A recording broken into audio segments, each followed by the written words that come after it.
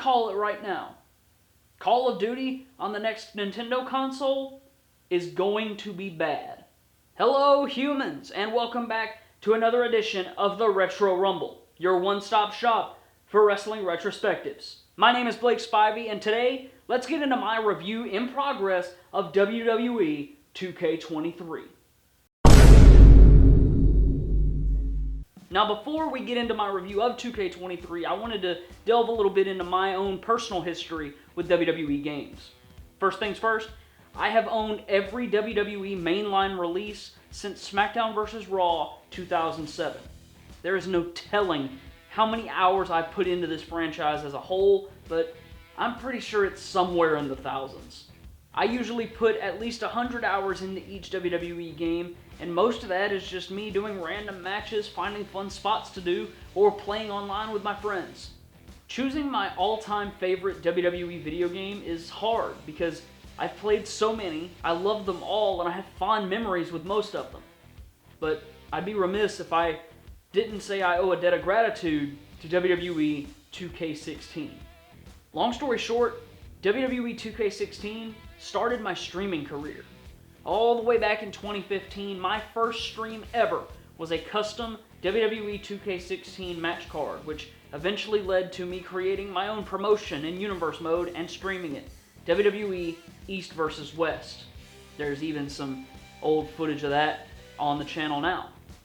This was my first attempt at booking a show, running it regularly, and commentary, which I took that experience with me into the independent scene.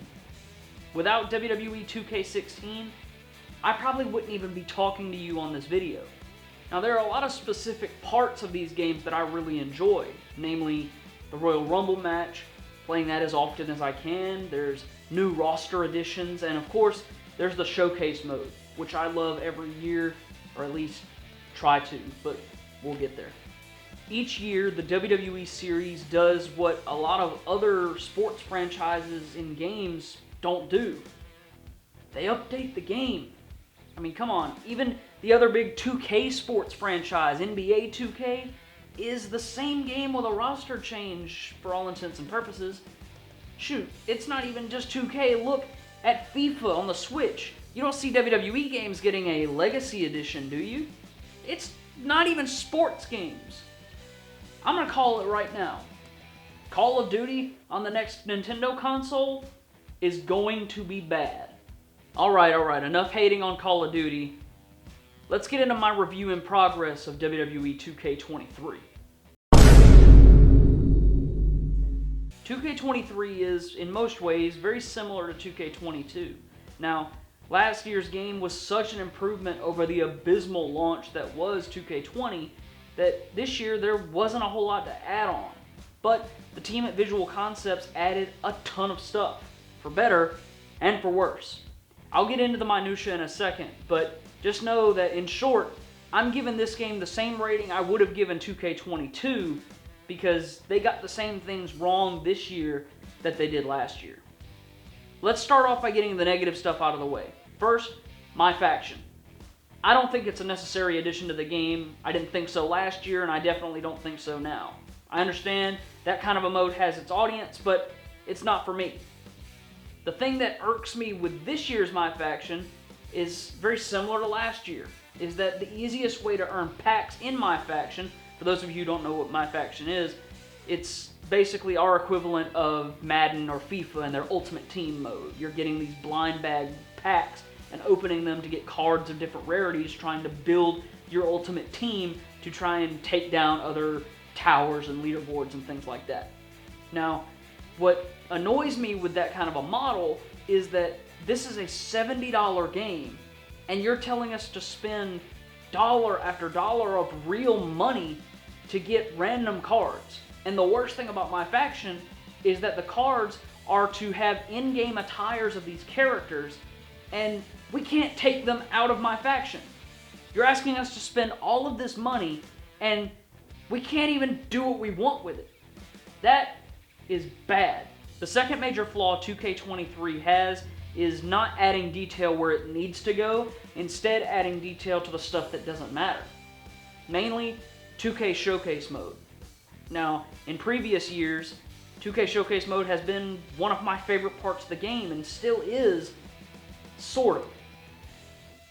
Now, in 2K16, the Stone Cold Steve Austin Showcase, you had Jerry Lawler and Jim Ross record new lines of commentary, and that replaced what they used to have back in the 90s during those actual matches. It wasn't one-to-one, but it was at least there.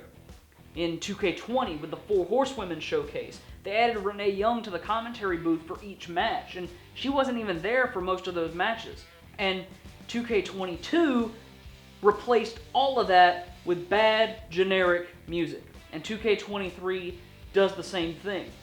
There's no commentary at all in 2K23 Showcase Mode. It's all bad, unlicensed, copyright-free music, and the Showcase suffers for it.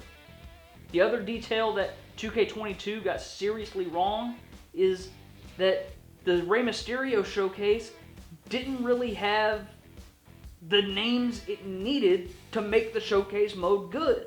They didn't make deals with, say, Kurt Angle, for example, and that caused the WrestleMania 22 Triple Threat match, one of the two most important matches of Rey Mysterio's career, to just not be in the Showcase. The 2006 Royal Rumble match was also not there. These names were not there, these matches were not there, and the Showcase Mode was bad because of it. 2K22's Showcase Mode was the worst Showcase I've ever played, and 2K20 was pretty bad, but from a technical standpoint. This was just bad overall. Now, like I said, 2K23 takes us into the shoes of John Cena. More specifically, takes us into the opponents of John Cena, because the Showcase Mode goes through Cena's most historic losses. A really neat twist, and it follows the exact same formula as last year's Showcase. You know, you start in the game, and then it transitions into a cutscene, which transitions smoothly into real footage, and then back to the game, and then back to playing the match. It's neat in theory, but the novelty of it kind of wears off pretty fast after, match 1 or match 2, and the worst thing about it is there's no commentary. Like I said, it's so boring. It makes me angry that I'm having to look at my phone to pass the time, because I've seen all these matches before, and I'm just bored watching this over generic music instead of commentary. You could have at the very least do what you did with Renee Young and record new voice lines. Have Michael Cole and Corey Graves sit in the studio for another day or two and knock out the lines for these matches. It's not hard. When Ukes was developing the Showcase modes the past few games, it felt like there was effort put into Showcase mode. It felt like a main attraction of the WWE video game for the year. I'm not getting that with Visual Concepts. I really think Showcase mode is a highlight of each game, and Visual Concepts need to take advantage of that. Now, the last thing I want to harp on is the online. Now, I'm aware it's the launch period and most games are going to have crap online at launch, but I couldn't even host a private match on these servers. It just wasn't holding up, and I really hope it'll get fixed down the line sooner rather than later, but right now, online doesn't work. Also, just really quick, go back to private matches from 2K19. Enough of this lobby garbage. Lobbies are bad. They were bad in 20. They were bad in 22. They're bad now. Go back to private matches like we had in 2K19. Now, there are a few things that 2K gets right here in 2K23. First, they added War Games. Playable for the first time ever, War Games as a match in the game adds all the fun and tension of a Royal Rumble and mixes it with a steel cage match and a no-holds-barred match. It's just wonderful to play. You can play the mode in 3v3 and 4v4, and the only downside is that you're limited to 2 arenas: NXT War Games and Survivor Series War Games. Now, adding the ability last year to play a Royal Rumble match in any arena was a great touch, so I think we should do that with War Games next. And hey, let's do Elimination Chamber 2 while we're at it. Another good thing that carries over from last year is the gameplay. Now, I was hesitant about moving to a combo-based system as opposed to the normal grapple and strike-based system from the previous games, but it actually works out pretty well. all the matches are fluid, and it creates fun moments. I'm really enjoying the gameplay, and objectively speaking, I think it's the best thing going for the series at the moment. Now, as far as modes go, I haven't had a whole lot of time to delve into the inner workings of the game. I haven't messed with my GM, I haven't messed with Universe mode yet. I've really only played the main play modes, and I've played most of the John Cena Showcase. Showcase mode, like I said, is not what it could be. It needs to be better. However, this mode was a step in the right direction, as it was leagues better than Rey Mysterio's Showcase last year. What I don't understand for Showcase is that there are certain rewards in matches that are still locked, even if you complete all the objectives in that match. I quickly found out that the only way to unlock those rewards is to complete all the objectives in a completely separate match 10 matches down the line. It's a weird way to keep you playing if all you wanted was that one specific 2006 John Cena model. A major flaw to how 2K develops the series is just how out of date it can feel. Now, since WWE moves so fast, it is almost impossible for 2K to keep the game up to date. Usually, what you are around SummerSlam is what you are in the game. 2K23 bucks this trend a little bit and throws in stuff that's as up to date as possible. For example, Sami Zayn's t-shirt that he debuted roughly a month ago in real life is already in the game. My faction will continually add new attires for certain superstars, which you already know my feelings on that. Overall, this is one of the most up-to-date WWE games in recent memory, and I think 2K and Visual Concepts need to keep trying that, and keep elevating, keep doing this because this is right. WWE 2K23 is very similar to 2K16 in a lot of ways. Let me explain. WWE 2K15 was the first step for 2K into the next generation, Xbox One, PlayStation 4. It was a really good groundwork for a game, but there was a lot of improvements needed. 2K16 accomplished that. It added a ton of NXT stuff, it added great modes, and everything worked out pretty alright, and it was a drastic improvement over 2K15. 2K23 does that for 2K22. It adds a lot of NXT's new era, and it also adds a lot of new features and fixes what needs to be fixed, for the most part. The one downside here is that 2K23 was not the drastic improvement that 2K16 was.